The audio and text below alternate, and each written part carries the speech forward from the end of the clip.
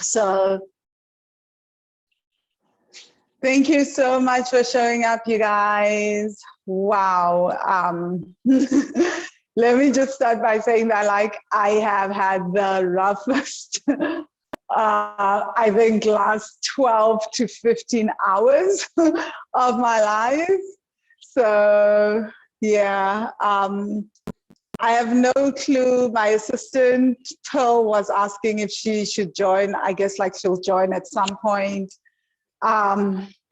So here's what happened. Let me just explain it because I know a lot of people have seen this on Facebook and like are wondering what the heck. I got bit by a scorpion last night, right? So got bit by a scorpion and I'm fine. But I decided I'm not gonna go to the doctor because I was online, but like my tongue went numb. My fingers started tingling and going numb. My throat started closing up. And Google was telling me that these are very normal reactions to scorpion bites, which they are, right? But this morning I woke up and I was in such insane pain. I was like, I am going to the doctor. Anyway, because in Mexico, get this, in Mexico, getting bit by a scorpion is considered good luck. So people were not like at all stressed. People are like, this is a good thing. This is good luck. I guess like I should have just listened to the people of the country because my entire gut was like, it's not so intense, but I definitely wanted like to talk about it and I wanted to get it checked out, but I didn't think like it was so intense. I went to the doctor and the doctor was also like, no, like scorpions are all over Oaxaca, like it's a thing. He asked me to come in though early this morning because he was like, yeah, just come in.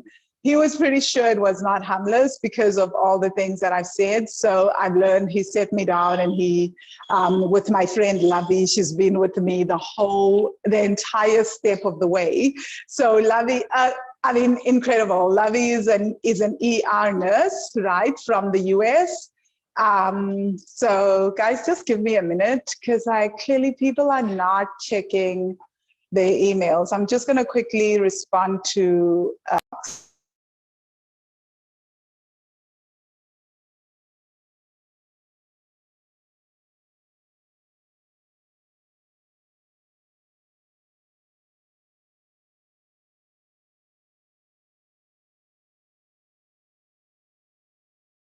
yeah, anyway, I'm back. Sorry about that. Yeah, so I was just sending someone a Zoom link because I'm like, okay, they're gonna get like really stressed because it's in my Facebook Messenger now. But yeah, so with the scorpion bite, the doctor said that he asked me to come in just to allay my fears. He was pretty sure that nothing hectic was happening because he said like the first 2 hours, you will know if something is happening with you, if it's a poisonous reaction with scorpions in the first 2 hours. Although, like, to be honest, in the first 2 hours, like my throat was shutting down, my tongue was tingling, my mouth was tingling, my hands were tingling. It was an experience, okay? Like, and my landlord was like, take 5 pills of vitamin C, drink water. I was like eating garlic, drinking water, drinking lemon water, ginger water, steaming. I was doing everything. I went to bed at like 5 a.m. because my sister was like, no. Honey was saying to me, she was like, you just want to send me to an early grave. I can't do this. She was like, your travel stories are just too much. Like, I can't do this. You know, I didn't call my parents at all because my dad always says, like, whenever I travel, he's like, you just like, you're going to be the death of me. Like, he says, like, the countries that I sometimes choose, just like have him wondering if I'm trying to take him to an early grave, you know, but like, yeah, so it's normal in Mexico. And I found out that the doctor showed me pictures of scorpions that like the scorpions that are dangerous, and then he showed me the scorpions that are safe, right? I got bit by the safe scorpion. Which a lot of the scorpions in Puerto Escondido are not poisonous. And even the one that he says is really, really hectic, I have to watch out for. It's just like the symptoms are really intense, but he said it's unlikely that it will kill me. So there are certain scorpions that are dangerous and some that aren't. But yeah, the pain is crazy. He was like, take ibuprofen. I was like, I want to monitor myself. I want to see what's happening. Because I mean, like, imagine taking ibuprofen and the venom gets like my tongue is still numb. So I have another 24 hours to go before my lips, I can truly feel my lips, my tongue, I can truly feel my tongue, my hands, especially the right side, a little numb. All apparently part of this wonderful experience. So I'm here, I've lived to tell the tale, and yeah, like I am alive. Like I'm laughing about it now. Like it's just, what, guys, as a traveler, there are so many, I've got a lot of crazy stories from my travels. Like this is just another crazy story. Like if I had to tell you guys all the stories of things that have happened on my travels, you'd be really, really shocked. So thank you so much for showing up for the webinar and for bearing witness to one of my crazy travel and saying this is nothing compared to when I was in Madagascar and I swallowed my own tooth in a restaurant and tried to explain to everyone in French that I had swallowed my tooth and it was somewhere in my stomach and I didn't know where it was and I needed a dentist. That's a crazy, crazy story. So yeah, but I'm fine. I'm totally okay.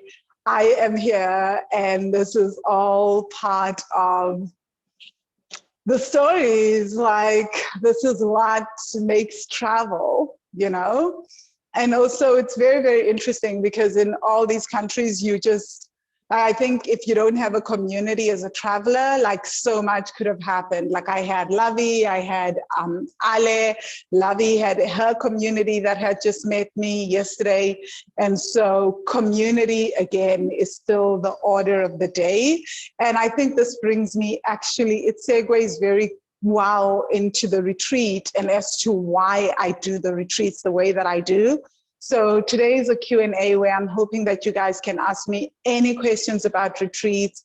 So feel free to ask away, right? So why? So I think this is a prime example of why I first live in the countries that I live in before I host the retreats where I host them. Right? Because anything can happen. I've traveled long enough that I have seen that anything can happen. And even now, I was saying to the doctor, I was like, because he speaks English and Spanish, and I was like, and now I have his WhatsApp details, everything. I was like, okay, so you're my doctor on call. Should anything ever happen to any of the retreatants, I know exactly who to call. We just ended up just like sitting at his office and just talking for 30 minutes. He was showing us pictures. He even referred us to people. When I left there, he's left me with 2 new people that he's introduced me to. He's like, you need to go here for sunset. You need to go have drinks at this place. This is a place owned by South African. Definitely go check it out. So all these connections are very, very important. So if you're wondering why I don't just host retreat, why I choose the countries I choose for the retreats, I choose the countries I choose, not because it's like, oh my gosh, it's glamorous, it's exciting, all those things. I love the things about the countries, but because when I'm working with trauma, I want to create a safe space for people, right? I want to be in a space where I have community, where I can reach out to people at the drop of a hat. As I said, like yesterday, at a drop of a hat, like my landlord was like, let me know if you want to go to a doctor. Lavi had contacted people, like all that had happened, right? So this is why I host the retreats in the countries that I host them in. I choose countries that I've lived in. I love that because, again, people are coming to see me. I need spaces where there's at least, should anything happen, not that much ever happens at my retreats, touch wood, it's like safe space, right? It's like really chilled, really cool. But I'm always thinking about that at the back of my head, about the kind of environment that I want to create with groups of people. People are coming through. So yeah. And then secondly, it's also just like why I love retreats. It's this whole idea again of community. So even if I didn't feel safe, just having other people around me help me feel safe, right? So even in the work that I do around trauma, it's still just having someone holding space for you is powerful, but having other people hold space for you in person can take you to the next level, right? That is extremely powerful as well, right? So this is what makes retreats, I say, retreats are different in that regard from my courses, because you're getting face-to-face interaction, you're getting everyone else there in person. It's very condensed. So you're doing like, I know, you're getting about 7 to 8 hours of coaching throughout the day over like 9 days, and that's a lot. So it's really condensed and it's happening in real time with people holding space for you. So that's about 70 hours of you working on your money story and really, really getting to the depths of what's happening with you, with your trauma, your money stories. So and it's happening in real time. You're also learning how to regulate your nervous system. I am there, right? And as I've said, I am there, but should anything ever arise, there is also help at hand. There's also a community. I am not a stranger in the country relying on strangers. It's like people that I know in real life, people that I get to communicate with. So when I'm in an emergency, these are the people that I would call, right? So super powerful. Same with Huatulco. So it's not just in Puerto Escondido, it's also in Huatulco and in Oaxaca Centro. My host mom is in Oaxaca Centro. My old school is in Oaxaca Centro. My old teachers are in Oaxaca Centro. So there's that network that I get to tap into. And then like people were asking, so feel free guys to ask questions about anything. So I know that the top questions were about flights. I guess the big thing is like when you book a flight, how do you go about that? Like, is there a set time that people have to arrive? And how do people do all this stuff? Okay, so because, I'm busy moving around. Okay, just hit my tripod. Because you're gonna be flying to Mexico City and then from Mexico City to Puerto Escondido. How you're going to book the flights is I've created a WhatsApp group. So everyone that is coming to the retreat is part of this WhatsApp group. And in the WhatsApp group, I answer all questions from people, right? Like I'm answering all questions around flights. We're looking at flights together. People are looking at flights that they can take. We go on Skyscanner. I suggest the best routes. So the things that I know right now is that the best route to take if you're coming from South Africa is Lufthansa. And we have someone coming from Rome. They are also looking at flying via Germany, Lufthansa. So what people are thinking of doing now is they're going to fly together. So wherever you're coming from, you'll meet in Frankfurt or you'll leave together from South Africa together as a group and then meet the other person in Frankfurt and then fly through to Mexico City. From Mexico City, you take a flight to Huatulco. Although what people are talking about now is flying a day earlier and spending the day in Mexico, spending a night in Mexico City. So these are the discussions that are happening in the WhatsApp group. So I say you're not going to do this alone, right? Like I am there, like I'm there, but like also everyone else, like other people coming are travelers. They have traveled before. So the idea that has been floating around is flying to Mexico City, spending a night in Mexico City, having a blast, and then just flying to Huatulco the next day and showing up here on August 19th, right? And why I create the WhatsApp group is Firstly, before you even arrive at my retreats, most times you have to do certain meditations.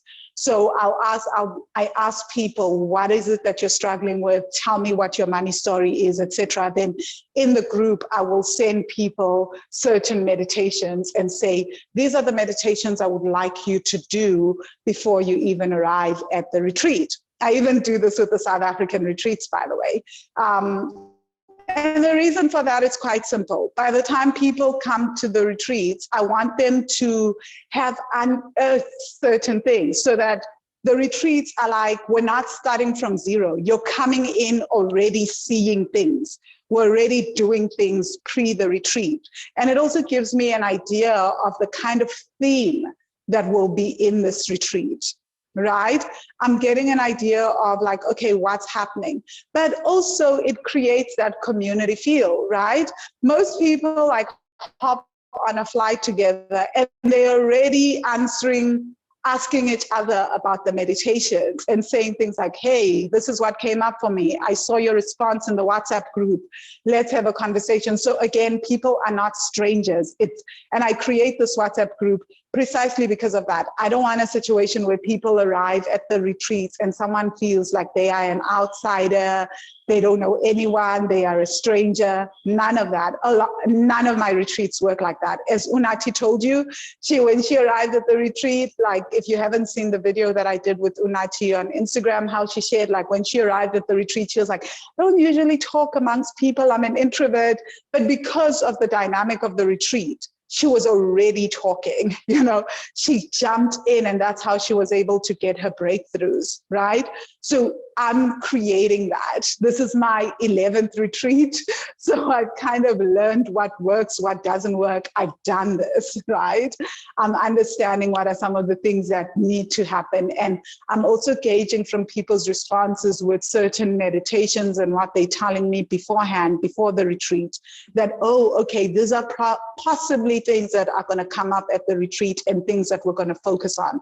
So literally on day one of the retreat, we're already doing work. It's not, yes, you arrive, we have fun, we always have good food, all that, because now we're near the ocean, we may be like going to the beach, relaxing, all that. It's like a 3-minute walk to the beach, so why wouldn't we do it, right? So we walk to the beach, we laze around, all those things, but we're going to be doing the work. Ultimately, this retreat is about you having a financial breakthrough. Yes, it's about pleasure, it's about all that, but it's about healing and you creating the kind of life that you want and having a financial breakthrough in a space that feels safe, where pleasure is prioritized, right? And so that explains the flight tickets. We'll be looking at certain flight tickets. And again, you are not required to fly with everyone else. One, like Unathi is coming to Mexico a week early, right? She's decided that she wants to come and chill out and check out Mexico a week earlier. I told her, come through to Puerto Escondido, spend time with me. Like I've got a 2-bedroom apartment, come chill. We can go together to the retreat center on the day of, like if you decide that's what you want to do. Otherwise, you can just also arrive on the day of the retreat. So different people are doing different things. Some people are asking me, can I spend another 2-3 days in Mexico? Yeah, like after you're done, you can decide if you want to stay in Mexico or what you want to do. So yeah, but I will work with you on flights. Okay, and then visas. So this is the big thing. I'm not gonna lie. Yeah, this is like a thing, the visa story. Like Mexican visas are like, it's a process. It's a hella process, right? It's like,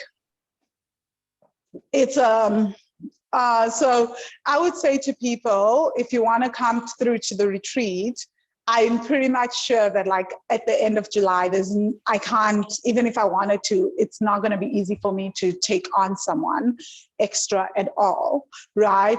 Mainly just because The visa process takes about 2 to 3 weeks. Just to be on the safe side, I'm saying to everyone that I would like us to start applying for visas on July 15th. So you email the Mexican embassy. The visas are free for South Africans, right? So if you have a South African passport, visas are free. If you have a Schengen visa or a US visa and you're South African, you don't have to get a Mexican visa, right? But if you have any other passport, most other countries, you also don't need a visa. There's certain countries where you do have to pay for a visa though. So yeah, that's a bit of a process, the visa thing. So even though it's free for South Africans, I think that the thing that overwhelms people, that really did kind of give me 2 beats, is the amount of paperwork required for the visa, right? So, but it's not impossible, right? So it's actually, so it's just paperwork. That's all I will say. It's just admin. So what you will need is an invitation letter from me, right? So that's easy. Like I have the invitation letter because I've already booked the accommodation. So I just send you the contract, and your name will be on the contract as part of the guest coming to the retreat. I send you an invitation letter, you have your flight ticket, and then they just want to see that you've got pay slips, or you've got a job that you're coming to. Or they will ask for, they will also ask if you're self-employed. If you are self-employed, they will ask for, what else do they ask for? If you're self-employed, they will ask for pay slips as well from your business, but then they will also ask for the last 3 bank account statements from your business and your personal bank account statements, right? For you, if you have a job, all you need is just your salary, your pay slips, so your pay slips for the last 3 months, and then your bank account details, which that won't actually be as much of an issue because you have the invitation letter. So they want to know that you can support yourself, you can pay for the flight, right? So supporting yourself is the invitation letter that you're here, I'm taking care of everything, I'm going to take care of food, trips, etc. You don't have to pay for anything, and they can see that you've got a place to stay. So, and that your return ticket actually has the set date to say, I arrive on this date, I leave on this date, and I've got accommodation for this time, and this person says that they've got everything taken care of. And then they will also call the apartment place, right? And say, a place where I'm renting the villa, and they'll ask, like, is it true that this person has booked? And that's it. That's it, really. So that's it for visas. Again, have gone through this process with people, so it's not like a train smash. And it's really quite simple. This is why I want everyone to just get their stuff together. We have the WhatsApp group so that like every day we can just check, have you got this? Have you got that? Have you got this? The whole application process was easy for me once I just got those things together. What else? Oh yeah, you do have to, why it takes about 2 weeks is because you first book the appointment, and usually they will give you, so it's about 3 weeks in total. So you'll book the appointment, and then you book the appointment, and then you go to the visa office. Okay.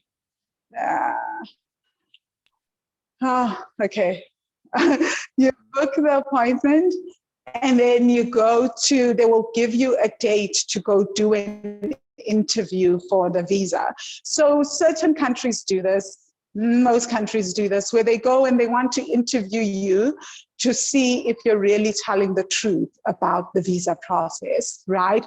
They're going to ask you, why are you coming here? What are you going to see? You know, so this is why I will give you in the invitation letter, I will list the places that we're going to see, because they will ask that in the visa interview. What are you planning to do? What are you planning to see? You're planning to tour Mexico, because they also want to know that you're coming to tour. You're going to be spending money in the country like that. By coming on a tour, there will be money spent in the country, and you'll be aiding in the economy, right? So my interview was all of 5 minutes, right? I think that they Googled me because they came back on my form. I wrote self-employed, and then they came back and they were like, so you're a writer. Tell us about your writing. Are you planning to write about Mexico? What are you planning to write? I was like, I'm not even planning to write about Mexico. But no doubt, because like when I went back, they were like, we like your work. I was like, okay, thank you. But yeah, so it's a very, very simple process and interview. They will ask questions, but the questions are around what do you want in the country? They want to just make sure that you're not coming to do crazy stuff in the country, right? That you're really coming to do what you want, what you say you're going to do. You're not coming.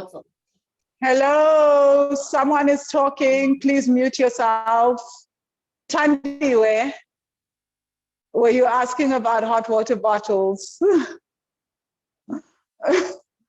Yeah. So guys, that's about it. Like, these are the major questions that I've been asked. I've been asked about visas. I've been asked about flight tickets. I've been asked about, schedules.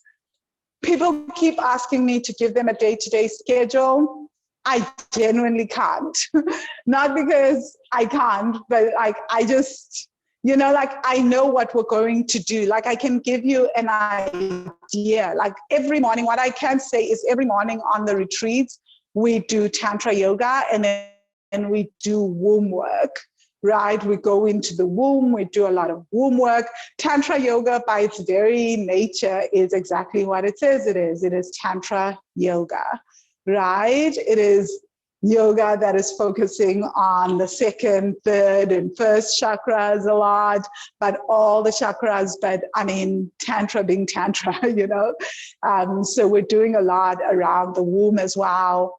I may do some energy work around the womb, but I don't know if that's going to be necessary because, right, there's a curandera coming through, right? So she's going to be coming through and doing massages on people at least twice per person. That's the curandera that did my massage. So she's going to be doing a lot of the shifts on you. So I don't think that I even have to worry about the womb work because she's going to come through and bring it, bring all the energy stuff, do the massages on people. So we also have 2-hour massages every day that we're in Huatulco. So I know that much. And every day we have a trip. So some trips will be in the morning, some trips will be in the evening. We'll be going to swim with the dolphins. We're going to snorkel. We're going to do hot springs and the cacao ceremonies. Yeah, so that's just about it. So let me know, guys, if you have any questions about anything, how I work, any other stuff. This is a rare opportunity to ask me any questions, even though it feels like, I can still feel the scorpion bite. So Linda, you're saying to me, my heart and soul wants to be at this retreat, but I can't be away from my kids for 2 weeks, which is the minimum I would want to spend in Mexico. And the retreat will be in the middle of their school term. I know that not everyone is a mom of young kids, so this is just a request. When you plan for next year, please could you do it during the South African school holidays?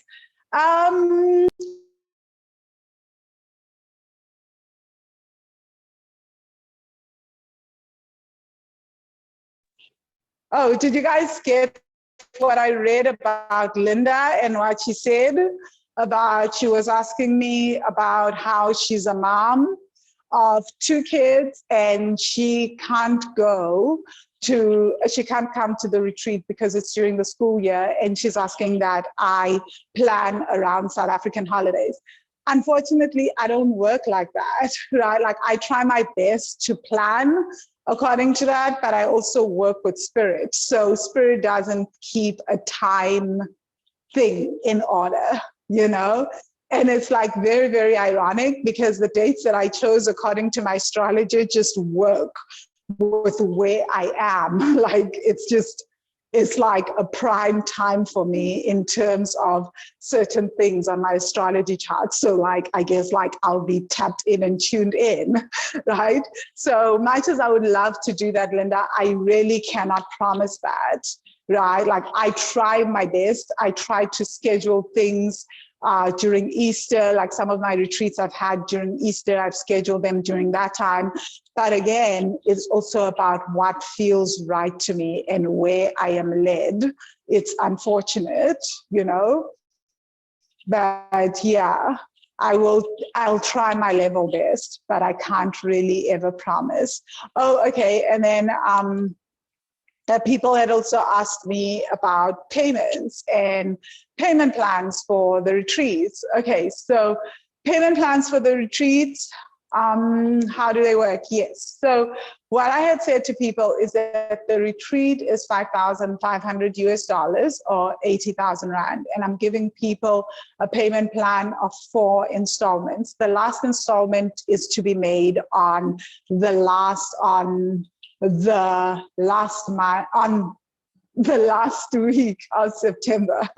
Sorry, so the last payment plan, if you're paying in installments of 20,000, 20,000, 20,000, then I would like you to make your final 20,000 Rand payment in September.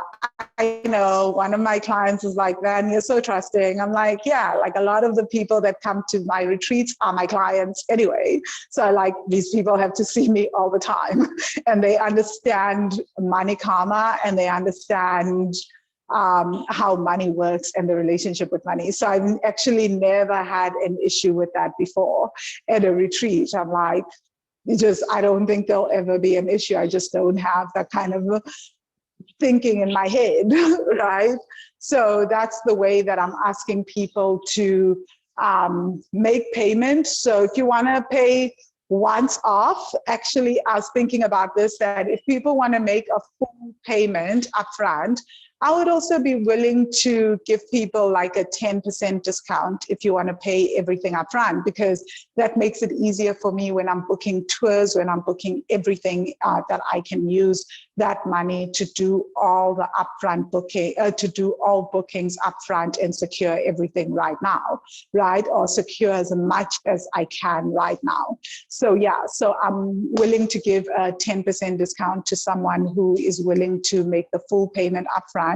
And that's going to be really, really easy. You can use that extra payment to buy your flight ticket, right? That extra 8,000 Rand or extra 550 US dollars to buy your flight ticket. So yeah, guys, any questions at all? Also, I'm just going to have to call it a day and call it a class. Let me know if you have any questions, but I feel like I've covered pretty much everything right now. So if you have any questions about how I coach during the retreats or how I operate, how I work, all that, let me know now. I feel like I've covered everything, right? And like I said, with the flight tickets and the visas, I work directly with the people to secure that. So it's not like you'll be floundering on your own. Yeah. Okay, guys, I assume that there are no questions. People don't have any questions about the retreat. Yeah, I still have spots left for the retreat, right? So I think one spot is almost taken. We're still waiting. We're still sorting things out, but we'll see. So I'm just going to say for now, it's still 2 spots. So if you want those 2 spots, let me know. Like I said, so do you know what you say? Hi, Vangile, is this info shared on the website, on the webpage? No, it's not, but you'll have access to this recording. I no longer do web pages for my retreats, mainly because I feel like my retreats just fill up with the right people, and like the people that feel called to do the retreats, like let me know, right? So they reach out and they let me know. So I haven't had to do a web page for a retreat in years. You know, I did it first with the Thai retreat, and then everything that I wrote on there never ever went according to the way I wrote it. You know, it never ever panned out that way. Like the trips didn't happen on the days I said they would. They all happened and everything was way more epic than I imagined. I didn't have a schedule because honestly, ancestors, the spirit world. I'm expecting guides to use earthly time. No way, Jose, right? It's just not happening. Right. So yeah. And as for the visa, guys, like I've got all the emails, I've got all those details. So I'll tell you guys exactly what to write, how to word the emails and stuff. So you don't even have to stress yourself, right? Because I've already gone through this process. So, okay. Thank you so much for showing up, you guys. I am going to love you and leave you. It's, yeah, happy Friday. I know a lot of people have had load shedding. And yeah, just to sign up for the retreat, just shoot me an email, press reply to any of my emails, and let me know that you want to be part of the retreat, right? So yeah, the retreats are always an epic experience. As I mean, my travels are always an epic experience. So people, when they come for retreats, also have crazy stories. So I'm going to love you and leave you guys. Have a lovely evening wherever you are, or afternoon. It's broad daylight for me. Cheers.